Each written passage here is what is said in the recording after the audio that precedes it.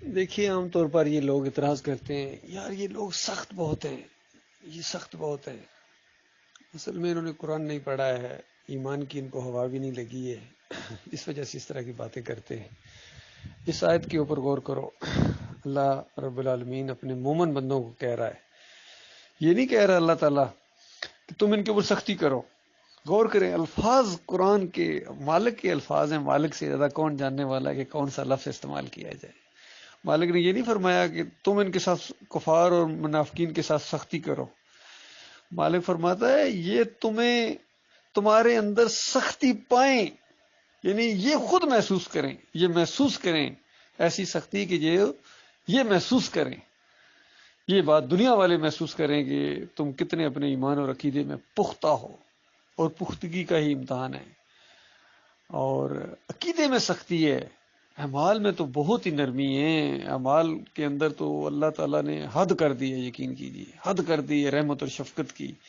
اور نچوڑ یہ ہے کہ مالک نے یہاں تک اعلان کر دیا ہے، اور وہ ایسا رب ہے جو سچا رب ہے، حق کا رب ہے، اور جو بات کہتا ہے نا وہ کر کے دکھاتا ہے، کوئی اس کی بات کو بدلی کرنے والا نہیں۔ اعلان فرما دیا مالک نے، یہ کوئی بات چھپا کے نہیں رکھی، اعلان فرما دیا مالک نے کہ زمین اور آسمان کو بھی گناہوں سے بھر کر آؤ گے نا، ایک بات یاد رکھنا، لا یشرک بی شیئا، میرے ساتھ شرک نہ کیا ہوگا۔ میرے ساتھ اگر شرک نہیں کیا ہے، باقی چور نمبر 1 ہو، ڈاکو نمبر 1 ہو، قاتل نمبر 1 ہو، بدکار نمبر 1 ہو، فریبکار نمبر 1 ہو، حتیٰ کہ جھوٹے بھی ہو، جو بھی ہیں ساری چیزیں گناہ کے کام ہیں، بڑے بڑے گناہ ہیں، اس سے زمین اور آسمان کو بھر کے آ جاؤ۔ حالانکہ یہ انداز ہے، مالک کی شان ہے، اتنا کون بھر سکتا ہے؟ کون ہے جو زمین کے چپے چپے کے اوپر جا کے گناہ کرے گا؟ بتائیے کتنی جگہ وہ گناہ کرتا ہے، زمین کے اوپر کتنی جگہ وہ گناہ کرتا ہے۔ مالک فرماتا ہے پوری زمین بھر دو، کیا آسمان تک تمہارے وہ گناہ چلے جائیں،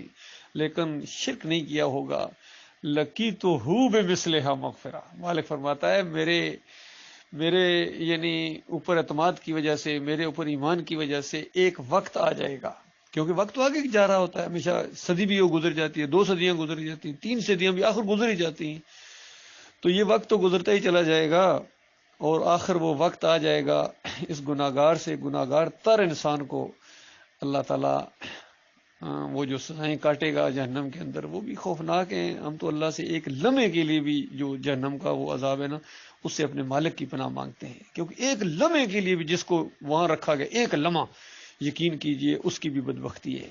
اور جو ایک دن کے لیے اگر مالک نے فیصلہ کر دیا کہ اس کو 24 گھنٹے ذرا سزا دو، 72 گھنٹے رکھو، جس طرح ہوتا ہے نا یہاں پولیس میں کبھی کبھی ہوتا ہے، کوئی ڈرائیور سختی کرے یا غلطی کرے، جس طرح 72 گھنٹے جیل، جی یعنی تقریباً 2 دن بن جاتے ہیں۔ اسی طرح پھر سزائیں ہوتی ہیں، کسی کی مہینہ ہوتی ہے، کسی کی 3 مہینے ہوتی ہے، پھر 5 سال ہوتی ہے، کسی کی 14 سال ہوتی ہے، کئی ایسے جرم ہوتے ہیں جس کی عمر قید ہوتی ہے۔ اس طریقے سے جرم کے مطابق سزا ہوتی ہے۔ تو اگر مالک نے کسی کے بارے میں کہہ دیا اس کو 72 گھنٹے رکھو، تو بتاؤ 72 گھنٹے پتہ ہے پھر کتنے ہیں؟ وہاں کا جو ایک دن ہے نا، یہاں دنیا کے 50,000 سال کے برابر ہے، 50,000 سال کے برابر، تو 50,000 اور پھر 50,000 لاکھ بن گیا، لاکھ سال اس کو جہنم کے اندر رکھو، بتائیے اس کا کیا بنے گا؟ تو یہ معاملہ، اور جس بدبخت نے ہمیشہ رہنا ہے یہ شرک کی وجہ سے ہے۔ اس لیے ہم اپنے بھائیوں کو بتاتے ہیں کہ دیکھو شرک نہ کرو، کوئی اور ہماری دعوت نہیں ہے، کوئی اور معاملہ نہیں ہے، بڑی سادہ بات ہے۔ کتنے لوگ کہتے ہیں پتہ نہیں جی، سمجھ کو نہیں آتی، پتہ نہیں کیا کہتے رہتے ہیں، لگے ہوئے ہیں پتہ نہیں کیا، سمجھ کو نہیں آتی، سمجھنا چاہتے ہی نہیں ہو، سمجھنا چاہتے ہی نہیں ہو۔ ہم اتنی بات کر رہے ہیں شرک نہ کرو، اللہ کے ساتھ شریک نہ ٹھہراؤ، اپنے اعمال کو برباد ہونے سے بچا لو، کیونکہ مالک نے دونوں باتیں کہی ہیں۔ ایک یہ کہ اگر زمین و آسمان سے بھر کے آگے گناہوں کو شرک نہیں کیا ہے تو معافی کا چانس موجود ہے، یعنی اگر دنیا میں معافی مانگ لو پھر تو کہنا ہی کیا، وہ تو پہلے سے تیار بیٹھا ہے معاف کرنے کے لیے، اتنا معاف کرنے والا ہے۔ لیکن بالفرض دنیا میں تم نے موقع ہی نہیں ملا معافی مانگنے کا، اور زمین اور آسمان گناہوں سے بھر گئے، پھر بھی یقین کی جو چانس موجود ہے تمہارا جنت میں جانے کا۔ اور دوسری طرف زمین اور آسمان کو نیکیوں سے بھر کے آ جاؤ، پھر انبیاء کی مثالیں دی، بتاؤ انبیاء سے زیادہ کون اعمال کر سکتا ہے؟ سوال ہی پیدا نہیں ہوتا۔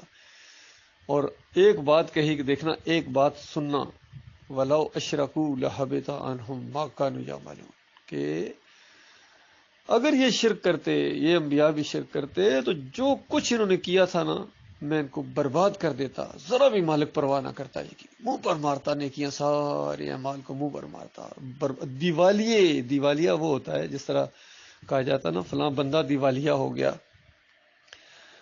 فلاں بینک کرپٹ ہو گیا، بینک دیوالیہ ہو گیا۔ ایک ہوتا ہے نقصان، ایک ہوتا ہے دیوالیہ۔ نقصان وہ ہوتا ہے جو آپ کے پاس جتنی پونجی ہے، جتنی دولت ہے، ساری ختم ہو گئی، ضائع ہوگی، اس کو کہتے ہیں نقصان ہو گیا۔ دیوالیہ وہ ہوتا ہے کبھی لوگوں کے قرضے بھی دینے، پیسہ ختم ہو گیا ابھی قرضے دینے، اب بتاؤ، اس کو دیوالیہ کہتے ہیں۔ تو وہاں بتایا کہ دیوالیہ ہو جاؤ گے، یعنی نیکیاں ختم اور انبار گناہ کے اور شرک کے تمہارے اوپر اگر چڑھ گئے تو اس کے بعد تم دیوالیے ہو جاؤ گے۔ تو یہ معاملہ ہے اللہ کے بندو۔ اللہ تعالیٰ نے ایمان کے معاملے میں سختی، کیونکہ یہ مخالفین جتنے کم از کم جو نوازتے ہیں نا اختلاف، بس جی متشدد بہت ہیں جی، متشدد۔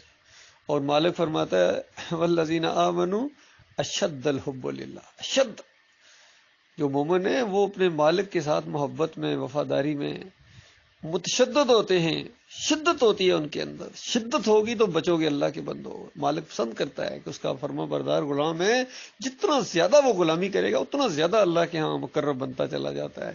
اور غلام کا عقیدہ یہ ہے کہ یہ جو اللہ نے مجھے موقع دیا ہے یہ اس کی دین ہے، اگر وہ نہ چاہتا تو میں نہیں کر سکتا تھا، میں غلام بھی نہیں بن سکتا تھا اپنے مالک کا، فرما برداری نہیں کر سکتا تھا۔ جو کچھ کیا ہے میرے مالک نے کیا ہے، کیونکہ اللہ تعالیٰ کا سوچوں کے اوپر، خیالات کے اوپر جو ہے نا وہ پوری طرح کنٹرول ہے۔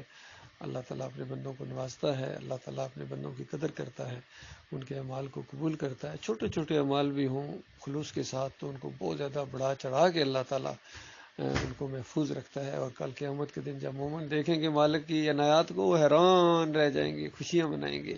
اور اس وقت ان لوگوں کے اوپر کیا بیتے گی، اس وقت ان کو پتہ چلے گا عقیدے کی بات کیا ہوتی ہے، عقیدہ کیا چیز ہوتی ہے۔